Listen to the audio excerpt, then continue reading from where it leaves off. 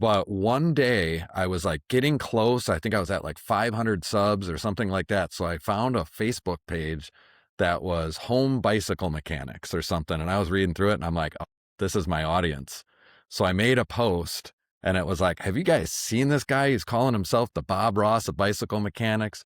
It's crazy what he's doing. You should check it out, and posted one of my own videos. Hello, everyone, and welcome to this week's conversation on the Creators Hub podcast. I have another wonderful guest for you this week. Before I introduce him, I do want to remind everyone, if you're a creator looking to grow your channel, we have a ton of different services and offerings for you. Everything from one-on-one coaching with me, our Mastermind group, the YouTube channel reviews, everything will be linked below in the show notes.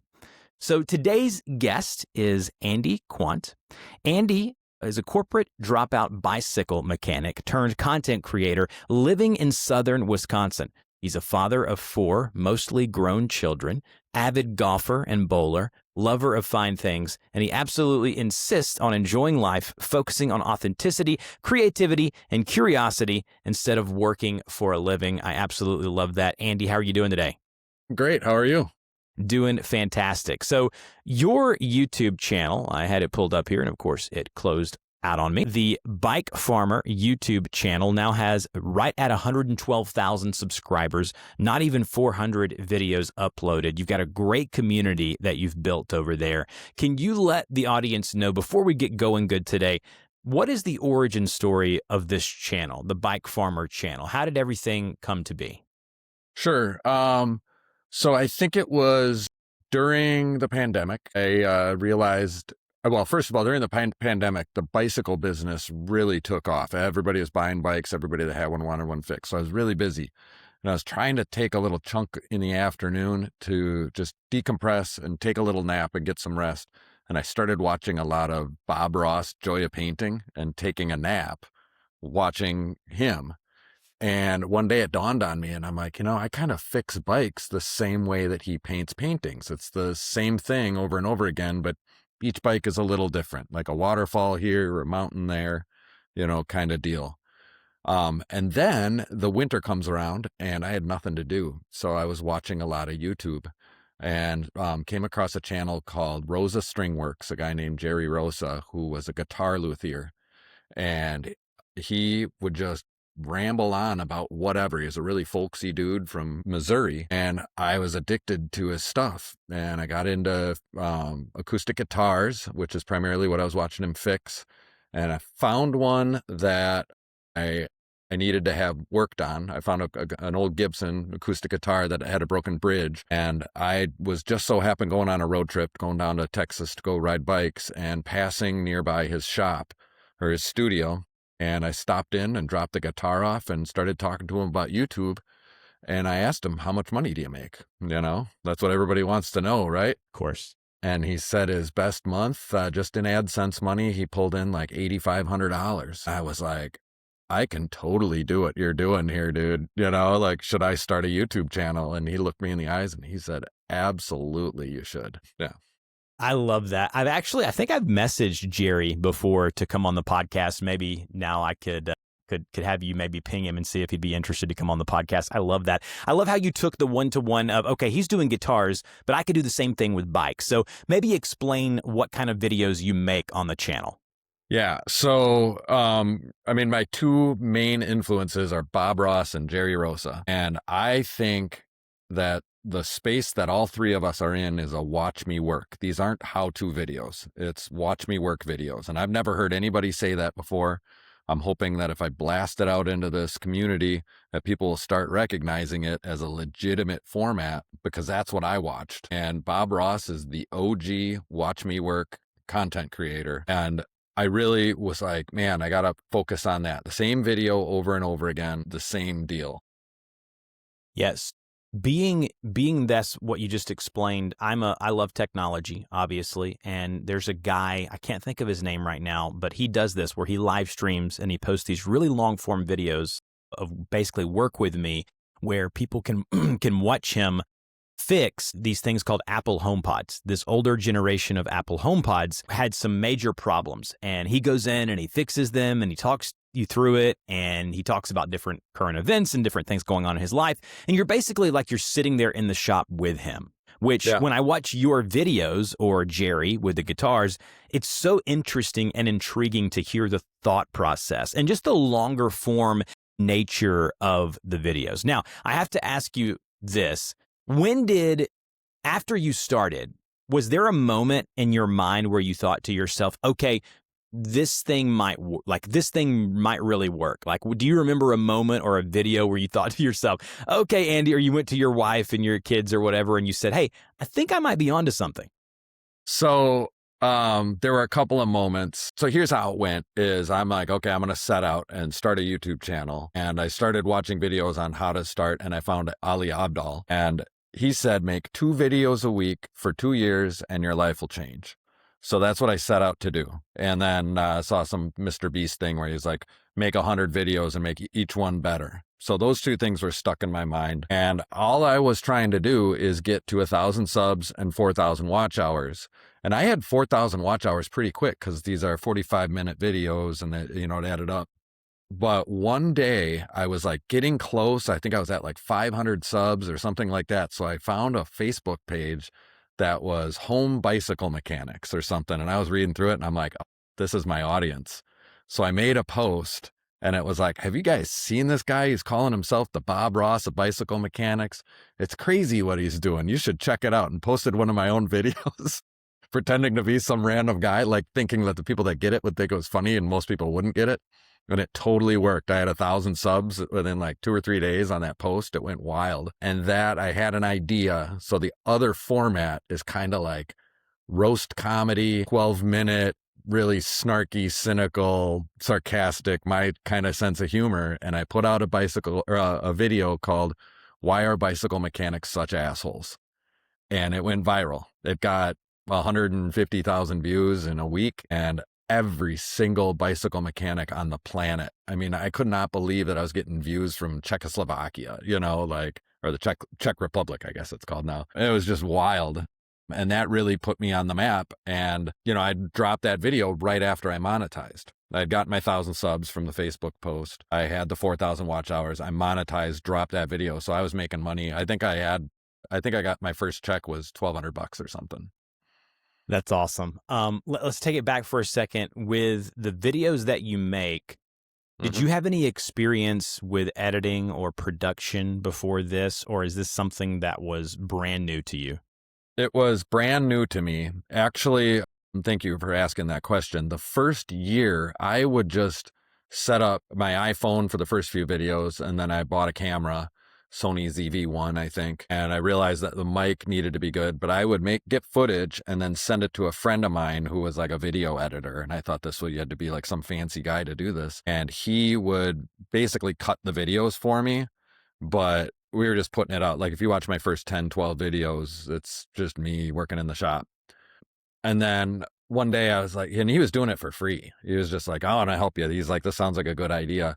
And I felt bad about asking him to rework stuff and whatever. So I just decided to use iMovie. So I would say my first 200 videos were done in iMovie. I just would cut them, drop in some music, and put them out. So that's how I learned. But do you think it's possible to start a new channel right now in 2026 on YouTube and find success? Well, yeah, I mean, absolutely. And anybody, if you've got an idea for a channel, or want to try it, I say go for it. I talk to people all the time. One of my favorite recently, I met a guy who he inherited his family's old butcher business, but it is kind of turned into a hobby. And so he's the guy, he's way up in the Upper Peninsula, Michigan. So he's the guy in the area that processes all the deer harvest, but he also works with local farmers. And I'm like, that is super interesting. And I would explain, watch me work. I'm like, start a channel, 2 videos a week. And I don't think he's done it, but he was really intrigued as something to do. I think anybody can do it. If you have, at least in my watch me work kind of world, if you have a skill that other people want and don't have, you don't have to, well, you can kind of explain what you're doing, but don't treat it like how to. Just start making videos of what you do in your process and talk about yourself. People really love having a friend out there that's doing something interesting. All right. So alongside these long form video essays type work with me videos, you kind of do the live streams as well. Can you talk about the programming on the channel? How often do you live stream as opposed to upload regular videos? Are you doing short form content? Just talk about your whole workflow as far as kind of what you're putting out there on the channel.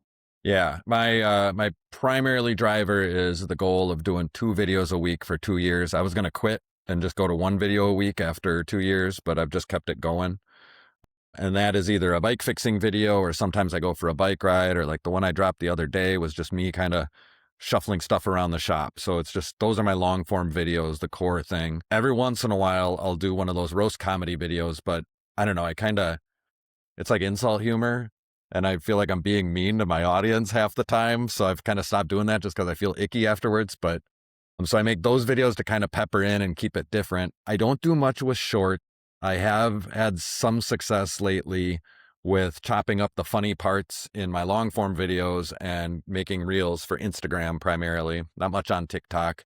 It would be easy to do it all, but I don't know. I just don't want to manage all that stuff. And then the live stream thing, I try to do live streams every Friday at 10 a.m., but I don't do it every Friday at 10 a.m.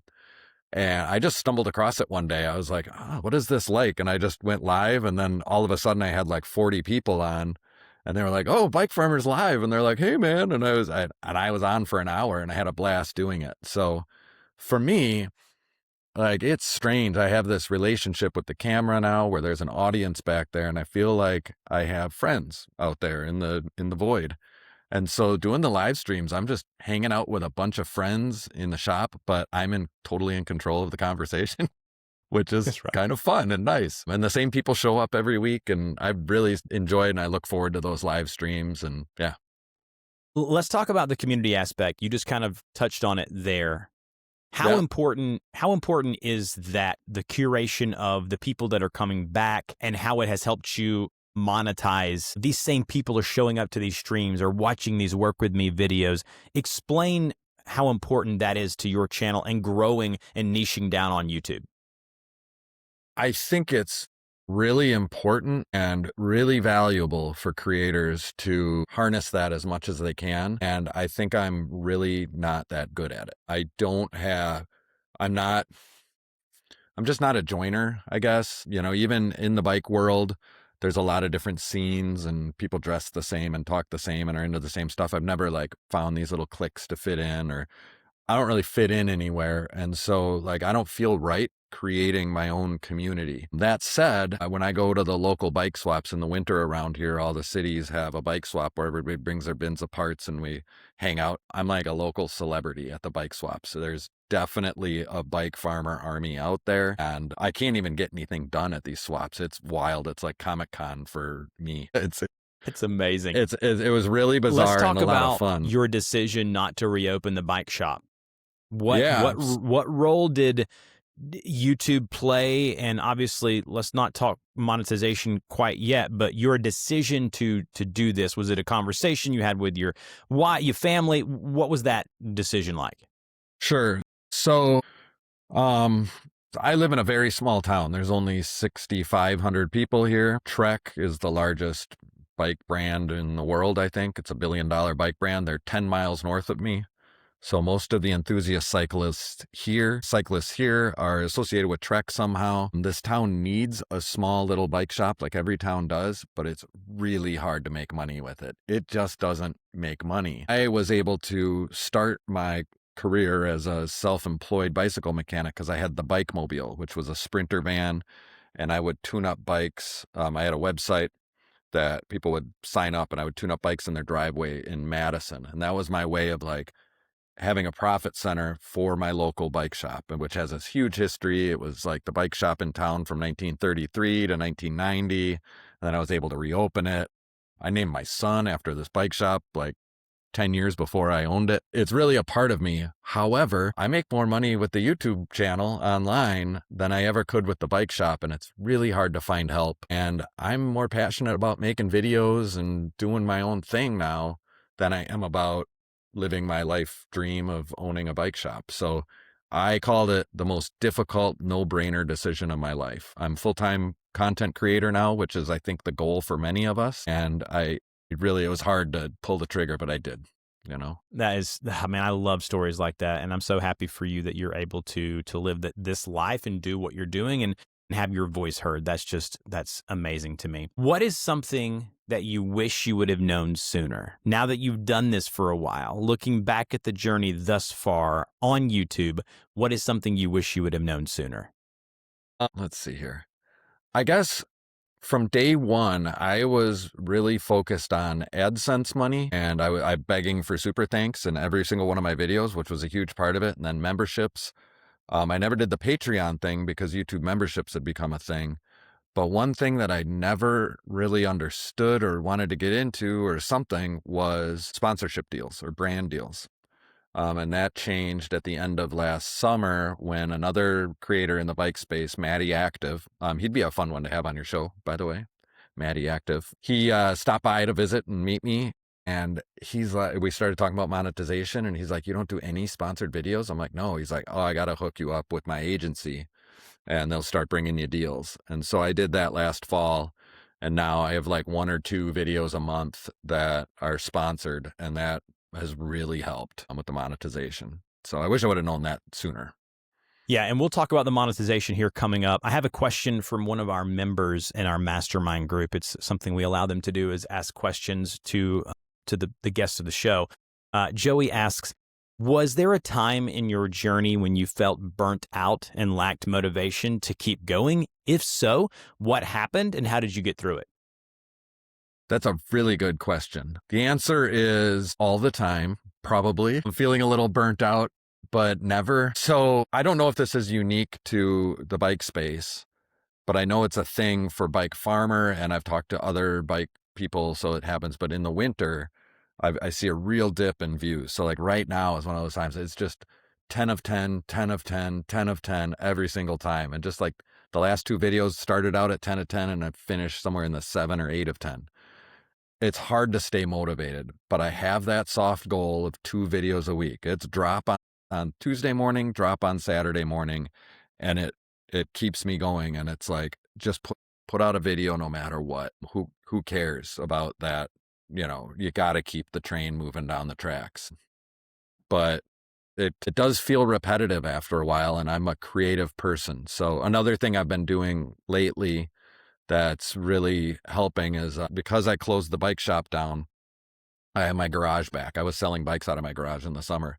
So I've moved everything around and I'm building a wood shop. I want to learn woodworking. And so I have other creative outlets that I work on as well, just to kind of keep the creative juices flowing.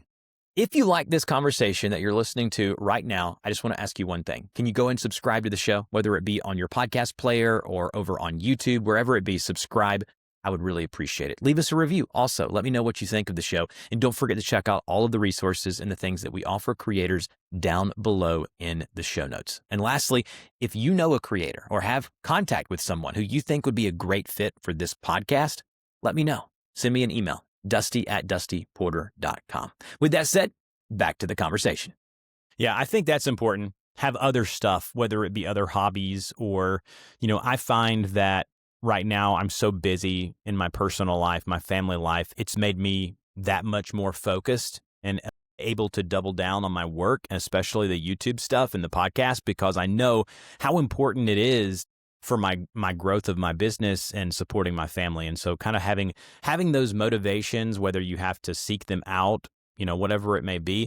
And sometimes people ask this question, Andy, and the answer from me, the YouTube coach, may be, hey, maybe you do need to take a break. Maybe you do need to step away. Maybe this isn't something you need to do going forward if you're not that invested or if you're not that bought in. And so the burnout thing is real for creators. It can be a lonely space for you being able to go to those bike swaps and, having that interaction with your community through the live streams. That probably helps a bit. And so I love to hear you kind of respond honestly and transparently to that. Let's talk about money now. So you mentioned you're just, you got into the sponsorship world, doing a couple of videos or 4 whatever videos a month for sponsorships. You have the AdSense revenue. Break down all of the buckets in which you're making money from your creative avenue here, your YouTube channel, and then maybe give us an estimate of what you might make on an average month. And I know it's seasonal, right? The winter may be worse than the summer, so you can give us a comparison of both. Yeah. So, all right. AdSense is the one that I think about the most, and that's the check that I wait for every month. Um, at the low point, like right now, it's a couple months of $5,000 a month.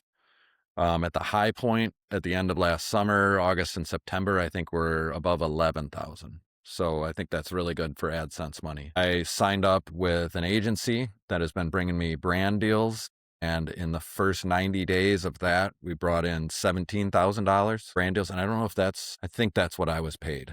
And that is, it kind of goes up and down, but that's really good money.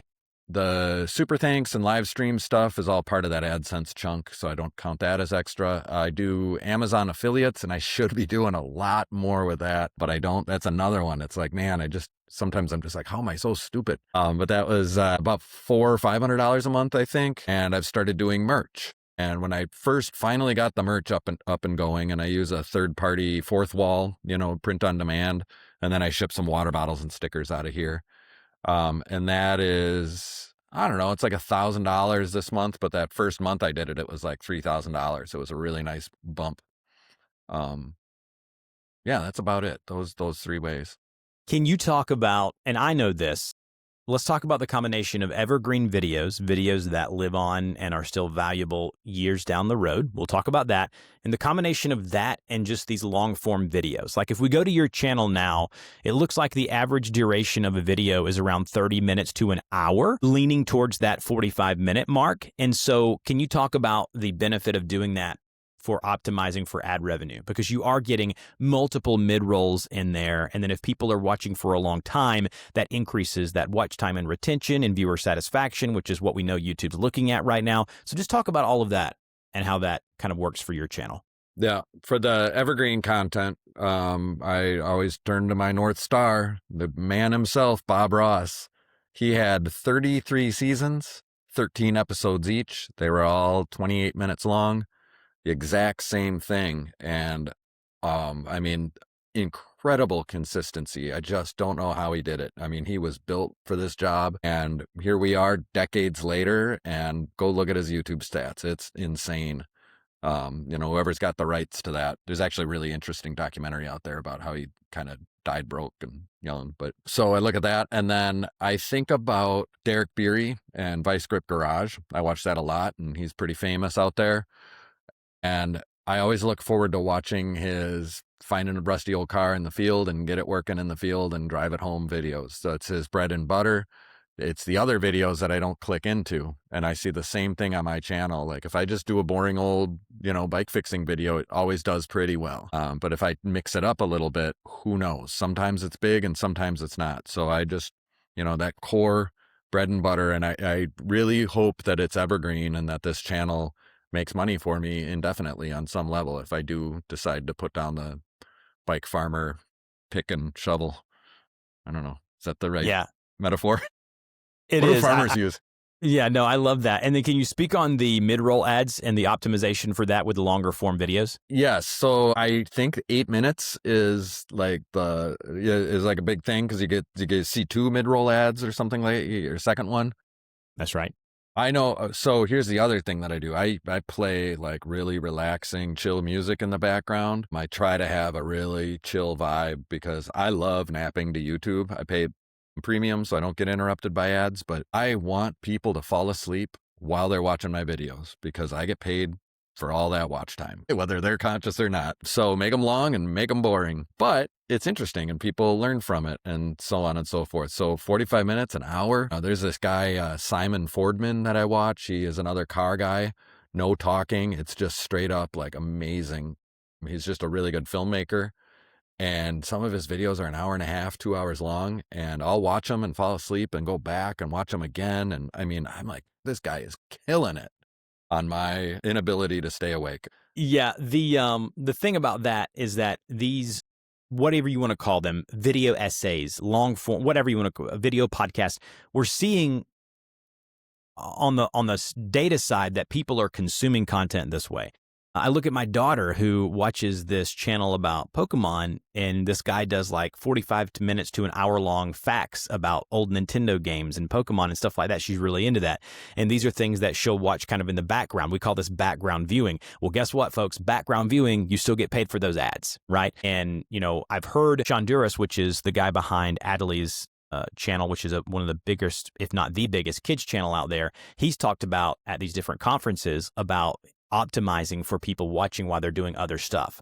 And I know my kids put his show of their family on the TV and they do other things, whether it be homework, whatever, and they're getting that repeat revenue, whether it be through YouTube Premium, like what I would be, or through ad revenue, whatever. And so I wanted people to understand and hear how you're optimizing because, Andy's right. After 8 minutes, you're able to put mid-rolls in there. After, 15 to 16, there's another mid-roll. Look, I get it. It's frustrating from the viewer's perspective, right? You can pay for YouTube Premium, but there has to be ways that we get paid. And AdSense is a great blessing and very much thankful for that as a creator. Can you talk about your workflow as a creator? How do you manage your time? How do you outsource anything? Talk about from like, ideation all the way to upload. What does your situation look like?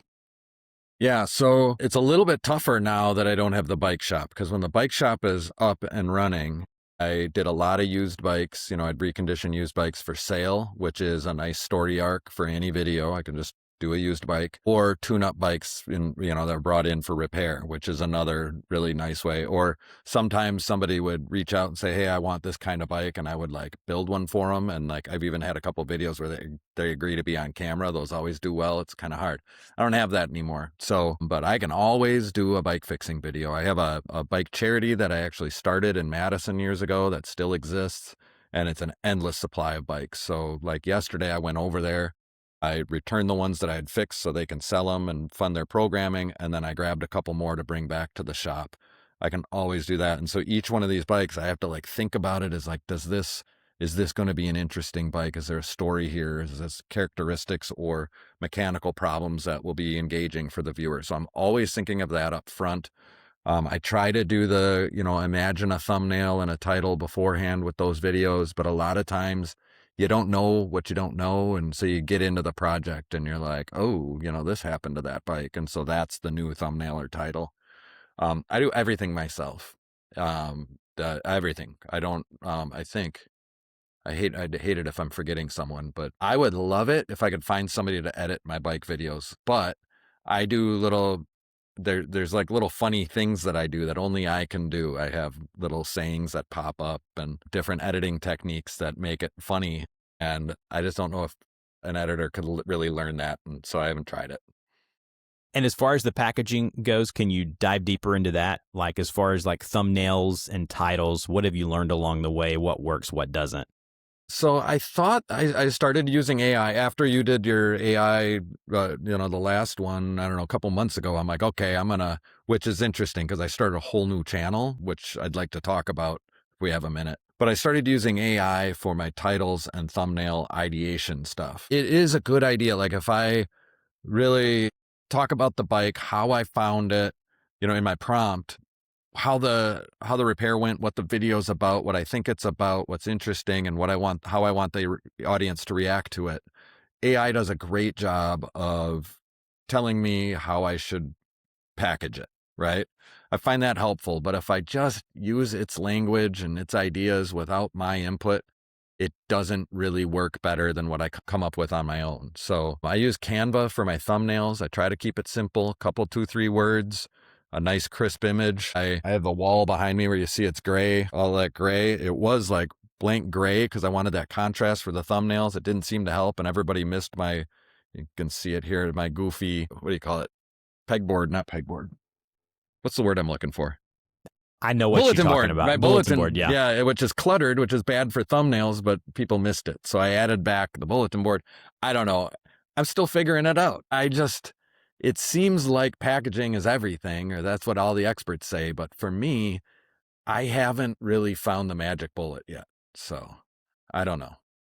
So this new channel called Yes. Instead of Working, it's got 6 videos, 31,000 subscribers. This is a really cool use case. I'm going to read the description really quick. It says, Instead of Working is a 52-week documentary experiment led by Andy Q, which is obviously Andy, who we have on the show, a bicycle mechanic and former corporate refugee. This channel explores how to reclaim agency, dignity, and purpose in a world where employment is becoming obsolete. What's the premise here, Andy? What are we doing? I mean, why is this channel doing so well so quickly? Okay, so like I said, I listened to your podcast, and I can't remember the guy's names that you had on. You're talking about AI and how you're all using AI to make videos. And I was like, okay, I'm going to figure out what these guys were talking about. And I hadn't really done anything with AI in months and months and months, probably 10 months. Just avoided it altogether because, I don't know, everybody around me says it's bad for the environment or something. I don't know. I just had head trash about it. And I was blown away by how much it had advanced in 10 months. And then I just kind of had this little tinge of existential dread about how much this was going to change the world. And I do a lot of deep thinking and catastrophizing and so on. And so I started prompting, like, hey, this is pretty incredible. How's this going to affect the labor markets? And then I started learning about it. And I had this other channel, Instead of Working, that had sat dormant for about 8 months, about the same period of time, actually, where I just wanted to talk about some ideas and deeper thoughts that I've been having, things that I do on my bike farmer videos that people don't want to hear because they're just kind of there to relax, touchy subjects. Maybe it's politics, maybe it's economics, maybe it's philosophy or psychology. And I was like, I'm just going to film myself raking the yard and talk about this stuff. That was what the Instead of Working channel was going to be. But it wasn't sticky with me. It wasn't sticky with any kind of audience. Well, anyway, that prompting session I had, within about 15 minutes, I had this idea for a 52-week plan where in 2026, I was going to build a whole new business just using AI to make videos. And it was going to be an experiment. I got really excited about it. I started working on the introduction video that I planned to drop the day after Christmas. And as I was developing that video, the idea changed, and I was using this one chat session to kind of develop this whole thing. Scripted the video, used AI as a writing partner, and then just sat, and I got a teleprompter, and it's just a talking head video where I'm reading it off the prompter at the screen, and dropped it Christmas Day, and it was viral from the get-go. It was so hot. It was the first video on the channel. I deleted everything else. There was only like 3 videos.